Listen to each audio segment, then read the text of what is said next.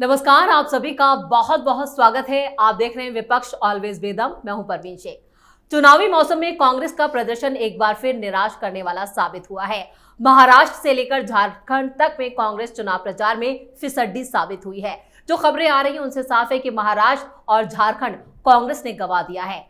कर्नाटक की सत्ता भी कांग्रेस गंवाने वाली है, क्योंकि कांग्रेस के दिग्गज डीके शिव कुमार अब तक बीजेपी नेताओं को 50-50 करोड़ देकर अपने खेमे में करने की बात कर रहे थे, लेकिन अब कांग्रेस के लिए खुद की सत्ता बचाना मुश्किल हो रहा है।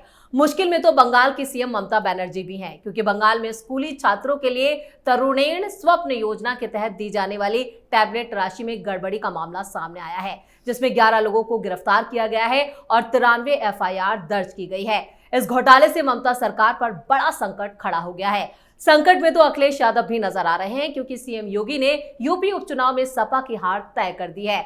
तो कैसे कांग्रेस से लेकर टीएमसी और सपा में मचा है हड़कंप? क्या कांग्रेस बचा पाएगी चुनावों में अपनी साख? इसी पर चर्चा के लिए स्टूडियो मौजूद हैं कैपिटल टीवी के editor in chief doctor Manish Kumar और एग्जीक्यूटिव एडिटर राजीव कुमार। आप दोनों का बहुत बहुत स्वागत है। धन्यवाद। डॉक्टर साहब, कांग्रेस की दिक्कतें हैं कि खत्म होने का नाम नहीं ले रही है और चुनाव प्रचार में वो फिर फिसड्डी साबित हुई है। देखिए, प्रधानमंत्री मोदी को देखिए, अगर जरा सा भी उनको कोई कंफ्यूजन होता कि मामला टच एंड गो है झारखंड में और महाराष्ट्र में, तो वो 3 दिन के दौरे पर नहीं गए होते हैं। प्रधानमंत्री मोदी सबसे ज्यादा किसी चीज को वो एंजॉय करते हैं, वो चुनाव प्रचार। और जब उनको लगा कि नहीं, रिपोर्ट्स आ गई कि एवरीथिंग इज फाइन, अब इसकी जरूरत नहीं, कर दिया मैंने, वो निकल गए।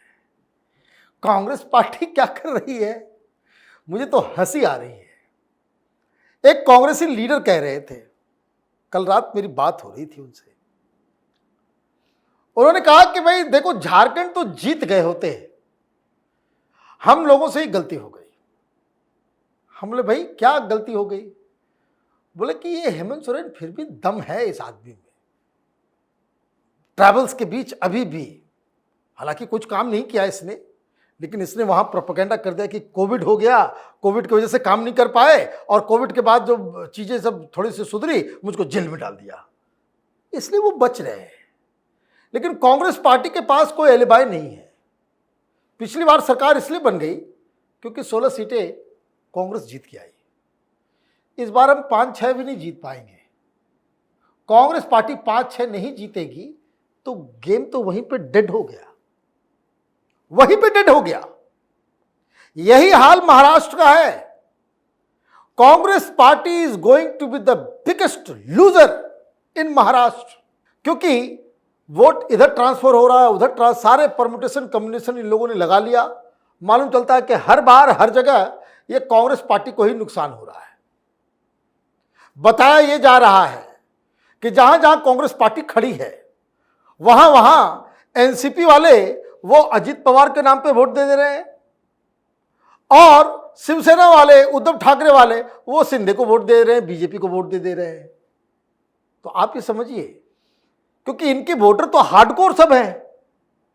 वो उद्धव ठाकरे के उम्मीदवार अगर खड़ा है कोई, तो उद्धव ठाकरे के शिवसैनिक वो 2 बार सोचेंगे भी कि उद्धव को नहीं दे या हाँ दे, उसमें कंफ्यूजन भी होगा। लेकिन अगर उद्धव ठाकरे के शिवसैनिक हैं और सामने उम्मीदवार एनसीपी का है या फिर कांग्रेस का है, वो 1 सेकंड भी नहीं सोचेगा, वो शिंदे को लगा के आएगा या फिर बीजेपी को लगा के आएगा। तो आप देखिए कि कैसा खेल खेला राहुल गांधी ने, कि हर जगह से जो आपको जो है नुकसान ही उठाना पड़ रहा है। बिल्कुल। तो कांग्रेस की मायूसी का है, कांग्रेस का जो कार्यकर्ता है उसमें मायूसी बढ़ती जा रही है। लेकिन यहाँ पर कांग्रेस जहां सत्ता में नहीं है और जहां बहुमत में है, वहां भी अपनी सत्ता गंवाने पर आतुर है। जैसे कि कर्नाटक में भी कांग्रेस की जो सत्ता है वो खतरे में नजर आ रही है। देखिए, अगर शीर्ष नेतृत्व यानी कि ऊपर बैठा हुआ नेता कमजोर होगा, तो उसके इर्द गिर्द खड़े नेता उनके खिलाफ बगावत करने के लिए तैयार रहेंगे। राहुल गांधी कांग्रेस को संभाल नहीं पा रहे। वो वहां पर जो अलग अलग राज्यों में गुटबाजी हो रही है, उसको सही तरीके से मैनेज नहीं कर पा रहे हैं। वो इतने कंफ्यूज्ड हैं कि किसी को आगे बढ़ाते हैं और उसके पीछे चलने वाले की टांग खींच देते हैं। जैसे डीके शिव कुमार और सिद्धारमैया के बीच जो शाहमात का खेल चल रहा है, उसमें सिद्धारमैया के खिलाफ ये डीके शिव कुमार बार बार ऐसे दबाव बनाने की कोशिश करते हैं कि देखो भाई, तुम्हारे कारण भारतीय जनता पार्टी के साथ जा रहे हैं कौन? कांग्रेस के विधायक, कांग्रेस के नेता जा रहे हैं, और कांग्रेस के नेता अगर उनके साथ जा रहे हैं तो इसके लिए एक नई मनगढ़ंत कहानी बनाना जरूरी है। और यह कहानी क्या है? कहानी है कि 50 करोड़ रुपया दिया जा रहा है। अब 50 करोड़ रुपए में भारतीय जनता पार्टी इनके विधायकों को खरीद रही है। यह केजरीवाल स्टाइल ऑफ पॉलिटिक्स जो केजरीवाल ने शुरू की कि देखो हमारे विधायक खरीदे जा रहे हैं, हमारे विधायक को तोड़कर भारतीय जनता पार्टी सरकार बना लेगी। जिसके पास 70 में से 62 विधायक है, उसके विधायकों को भी भारतीय जनता पार्टी तोड़कर उनकी सरकार गिरा रही है। तो ये जो केजरीवाल स्टाइल ऑफ पॉलिटिक्स है, ये कांग्रेस में घुस गई। लेकिन फिर भी जहां पर कांग्रेस की सरकारें हैं, कहीं भी स्थिरता है इनके अंदर। अगर तेलंगाना में देखिए, तेलंगाना में भी रेवंत रेड्डी उसी समस्या के शिकार हैं। जब दबाव बनाया गया तो कांग्रेस में यहां से राहुल गांधी गए, और यहां से जाने के बाद क्या किया? यहां से जाकर उन्होंने वहां जातीय जनगणना की बात की, क्योंकि दबाव इस बात के लिए था भाई राहुल गांधी घूम घूम कर जातीय जनगणना की बात कर रहा है, और तेलंगाना के अंदर यहां पर कोई जातीय जनगणना की बात ही नहीं हो रही, चर्चा ही नहीं हुई। लेकिन जैसे ही जातीय जनगणना की चर्चा हुई, कांग्रेस के ही कई विधायक नाराज चल रहे हैं। जो रेड्डी हैं वो नाराज इतना ज्यादा है कि अब तेलंगाना में भी सरकार अस्थिर होने वाली है। ये 4 दिन हंगामा कर ले, लेकिन उसके बाद समस्याएं पैदा होगी। यानी प्रचार में, यानी जहां चुनाव हो रहा है वहां कांग्रेस की स्थिति देखिए तो केवल महाराष्ट्र और झारखंड की बात नहीं है। उत्तर प्रदेश में आप गायब हो गए, उपचुनाव में प्रत्याशी नहीं उतारा। बंगाल से आप गायब हो, जितने जगह पर उपचुनाव हो रहे हैं वहां कहीं झगड़े हो रहे हैं। असम में एक सीट को लेकर पूरा गठबंधन बिखर गया आपका। तो कांग्रेस में नेतृत्व जो राहुल गांधी की है, उसी के कारण हर जगह जहां सरकार है वहां, या जहां सरकार बनाने की कवायद है वहां, कांग्रेस इंटरनल फाइट के शिकार हो रही है। तो कांग्रेस में समस्याएं बढ़ती जा रही हैं। समस्या में तो ममता बनर्जी भी नजर आ रही हैं, क्योंकि एक और घोटाला सामने आ गया बंगाल में। देखिए, अगर जो लोग बंगाली जानते हैं, मैं कहूँगा एक शब्द तो आपको बड़ी हंसी आएगी। ये पीसी सरकार है। पीसी मौसी को कहते हैं बंगाली में। पीसी सरकार जो है बंगाल का बहुत बड़ा जादूगर था। खड़े खड़े आदमी को गायब कर देता था। तो ये जो पीसी सरकार है ममता दीदी की, ये बैंक अकाउंट से पैसे गायब हो जा रहा है।